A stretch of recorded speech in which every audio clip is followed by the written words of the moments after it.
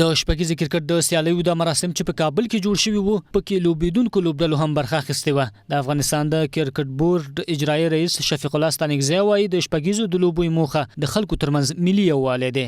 راشد خان ارمان چې تازه د ویسټ انډیز د تجارتي سیالیو څخه د شپږیزې کرکټ سیالیو ته راګرځېدلی وایي خپلې تجربې به په کور دننه لوبغاړو سره شریکې کړي. نوموړی د شپږیزې سیالۍ د نوو لوبغاړو لپاره ښه موقع بولي.